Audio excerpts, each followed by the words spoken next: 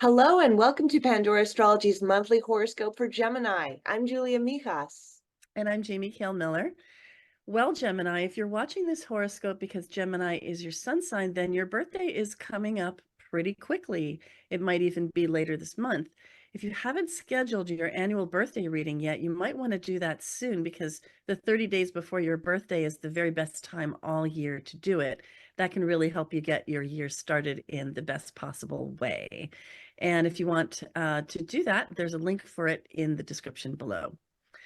Well, I want to start with the themes around relationships. There's so much social activity this month because the 11th house, your 11th house of friends, groups, communities, tribe, the people of like mind that you feel a sense of belonging with. This house is full of activity, especially in the first half of the month.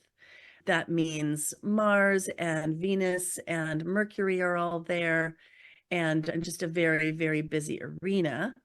And Mercury is speeding up, which is always good news for you as a Gemini, because Mercury is, of course, your ruling planet. And so Mercury was retrograde last month, you might know, but this month Mercury is speeding up and everything is just going to get all untangled, and especially in your social life. So there should be some pretty great conversations and social activity going on while Mercury is finishing out your 11th house. Also, particularly May 1 to 4.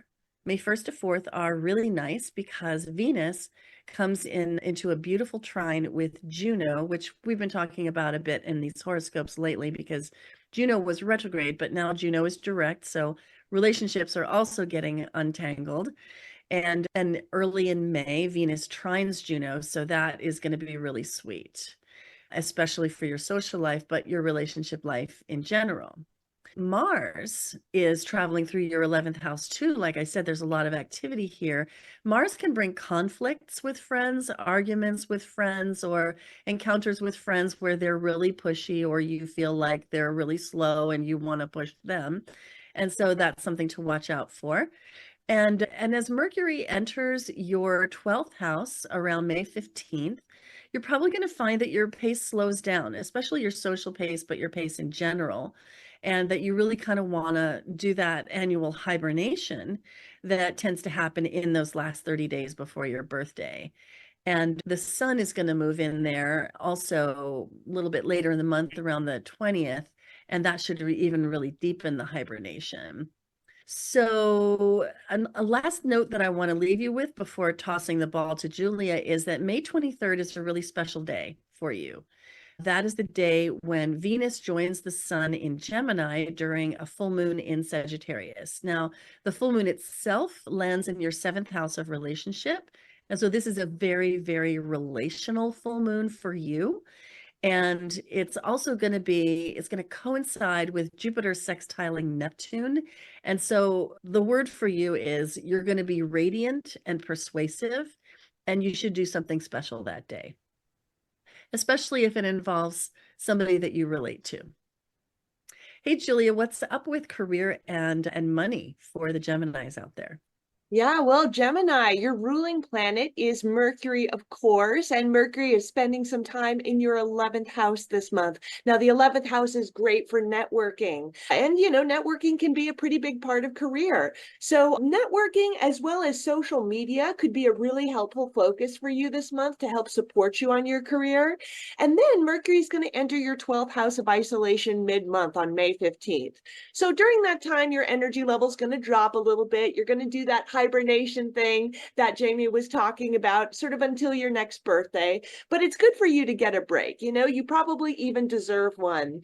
Now, Jupiter, the planet of expansion and opportunity, is going to be entering your first house soon. I think it's by the very end of the month, definitely into next month. So it's going to be a great year for self-promotion coming up, which can really help you on your job. Now, when it comes to money, money is ruled by the moon for you because your second house is in the sign of Cancer. So be very careful with how you're spending money during the new moon on May 7th because it's taking place in your 12th house. This can be a house of self-sabotage. It can be a house of loss. You could feel like money might be draining you rather than feeding you. But around May 10th to the 11th, when the moon enters your second house, where it's very nicely placed there, much better time to be making financial financial decisions. We also have Ceres going retrograde on May 14th. It's going to be a long cycle. It'll be retrograde until August. And that's all happening in your 8th house. So big financial review coming up for you, especially in terms of 8th house money. So that's the money you share with other people close to you, like your spouse or your family, or things like debts, loans, investments, money you share with banks. Find our site at pandoraastrology.com to get a reading with one of us, and find us on Patreon for workshops and classes. And we'll see you around the cosmos. Bye-bye. Bye-bye.